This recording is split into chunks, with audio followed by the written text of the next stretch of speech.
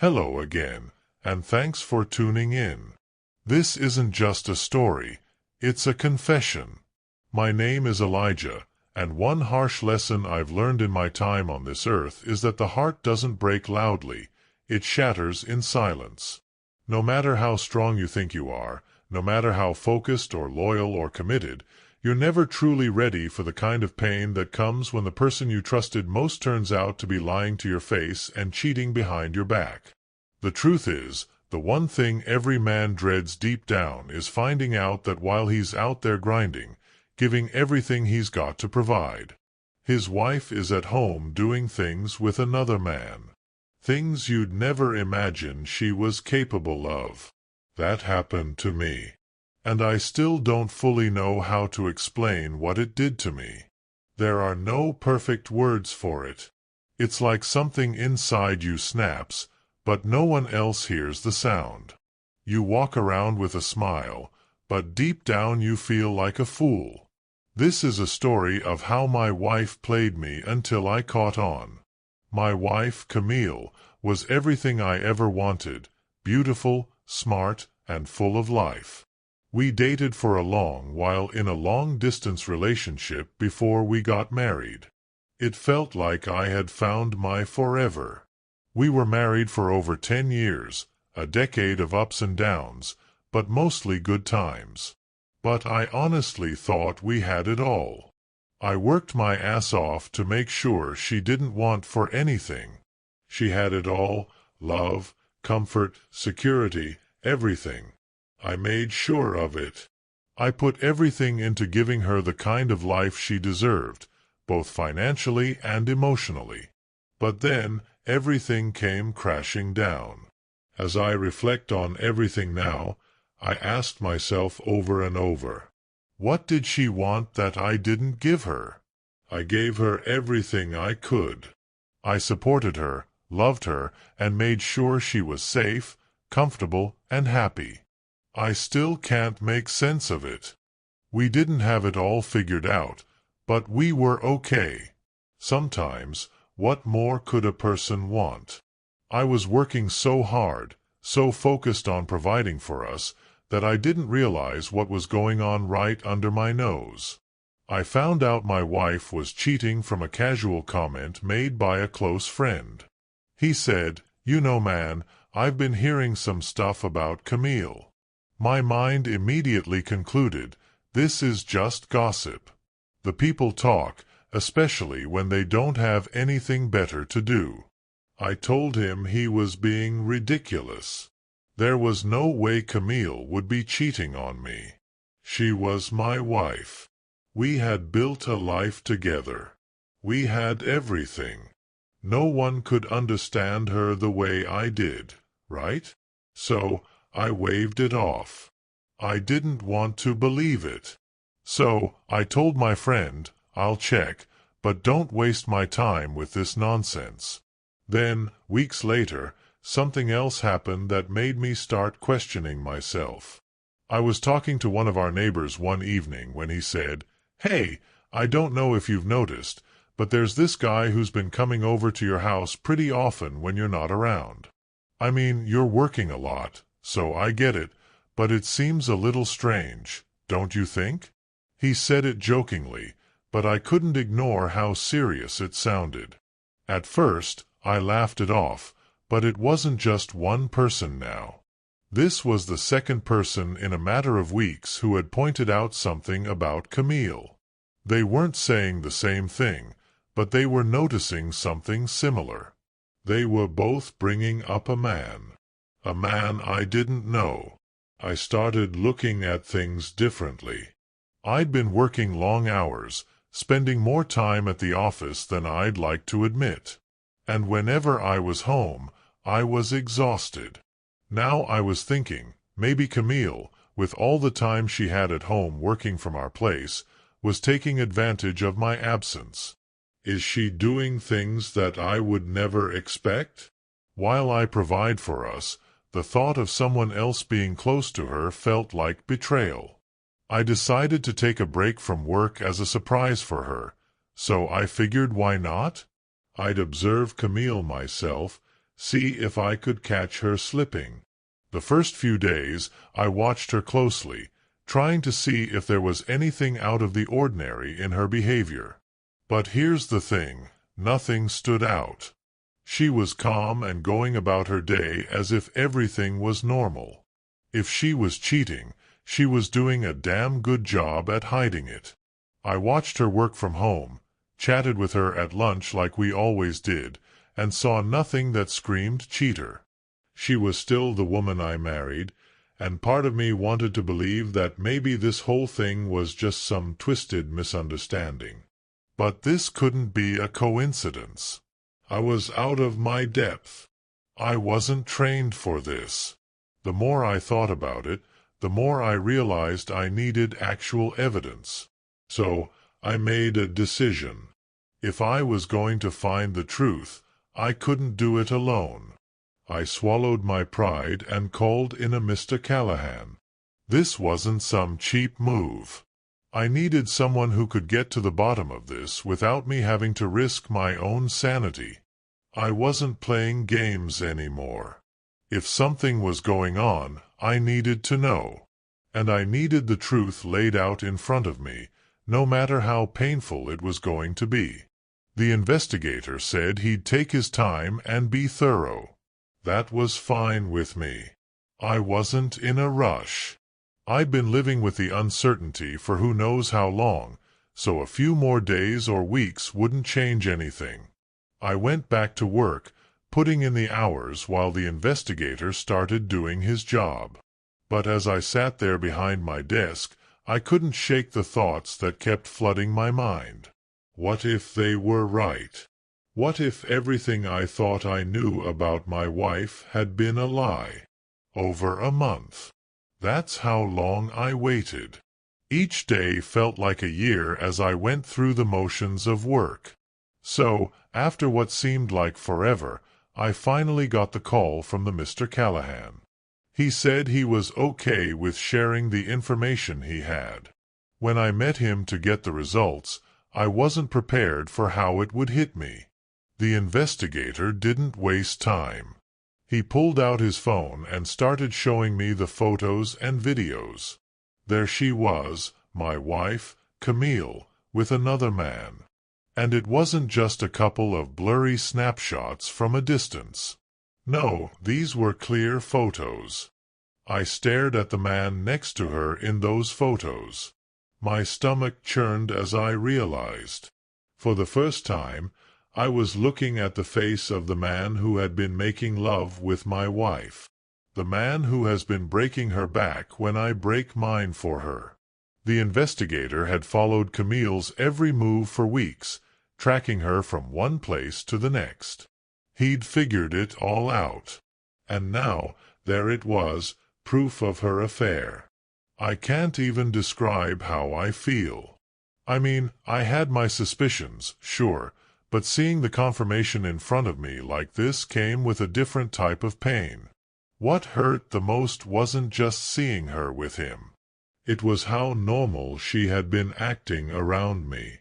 I mean, she was home when I come back making dinner, talking about her day. She kissed me good night. I'd look at her and think everything was fine.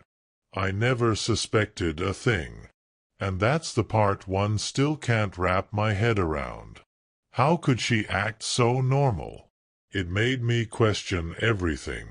The love we shared, the conversations we had, the life we built. Was it all a lie? Was I just blind to the truth for all these years? I didn't know what to do next. Part of me wanted to confront her right away, but another part of me, the part that was still holding on to the years we'd spent together, didn't want to lose it all in a single moment of rage.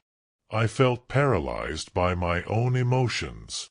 At that moment, I couldn't figure out what was stronger, my love for her or my pride. My love for the woman I thought I knew or the humiliation of seeing her betray me like this.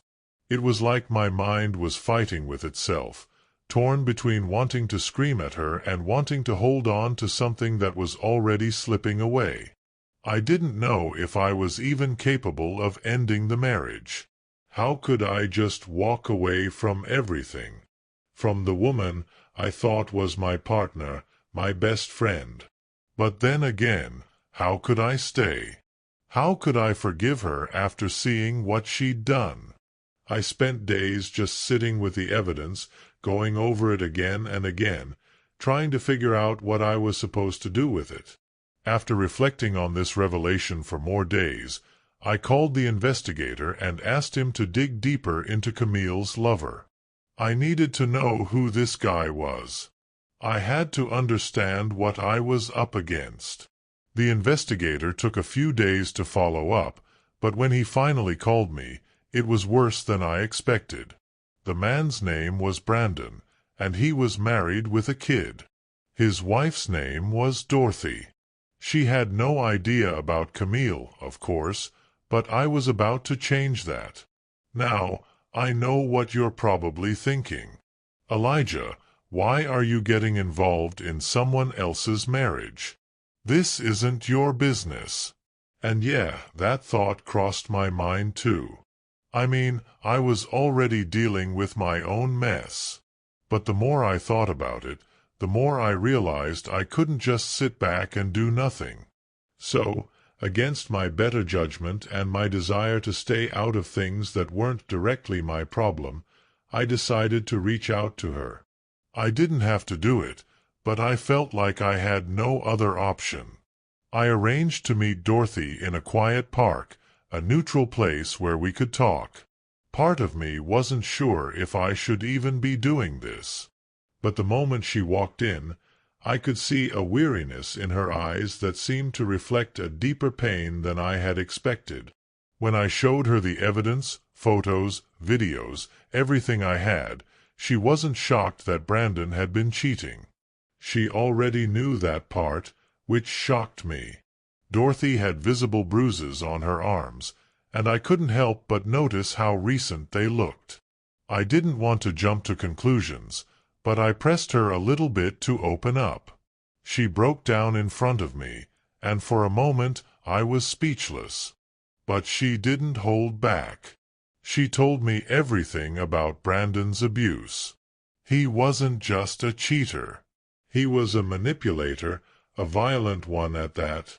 He had threatened her life more times than she could count. He told her that if she ever tried to leave him, he would kill her. She was living in constant fear of this man. And the worst part? She didn't have anyone to turn to. Everyone, including me, just thought she was another victim of infidelity. But she was carrying a whole other kind of weight, one that I couldn't have imagined. Her story touched me. It wasn't enough that her husband was having an affair.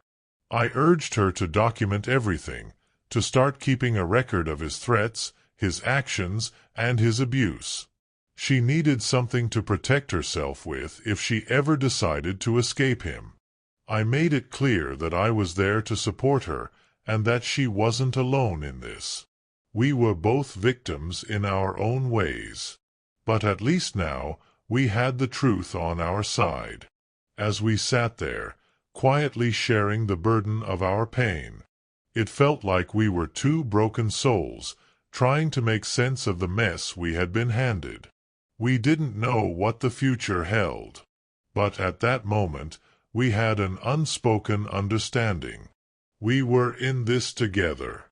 To be honest, deciding to end my marriage wasn't easy.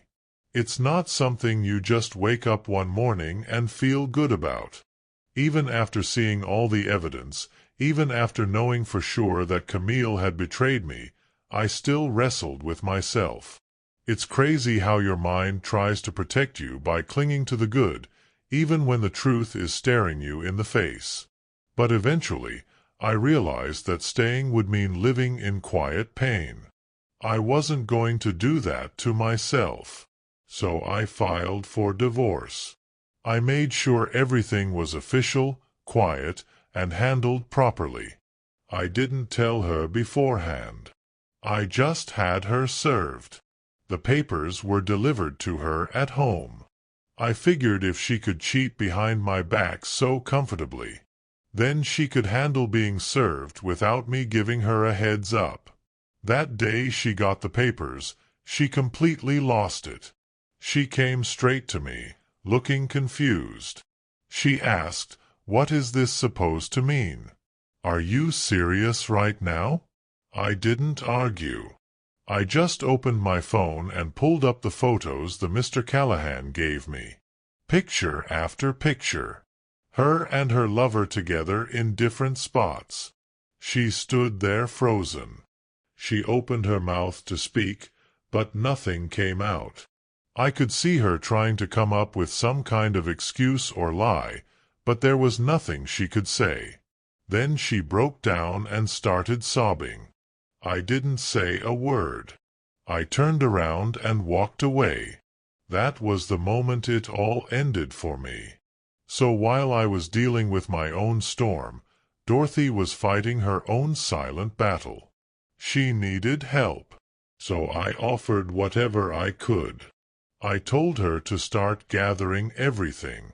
Old photos of injuries, text messages, even her medical records, anything that could prove what he'd done to her. And she did. She started collecting everything, even police reports from years back where she had called, but never followed through. With all that evidence and with my full support, she finally filed for divorce. I helped cover her legal fees because I knew she didn't have the money for it. And I couldn't stand the thought of her staying one more day under that man's thumb just because she couldn't afford to leave. At the same time, she applied for a restraining order.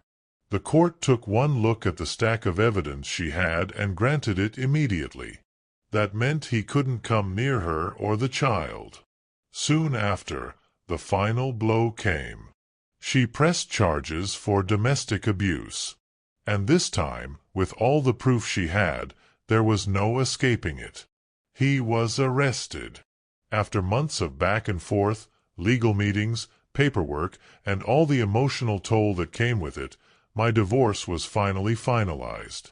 It should have felt like a celebration, but honestly, I was just tired.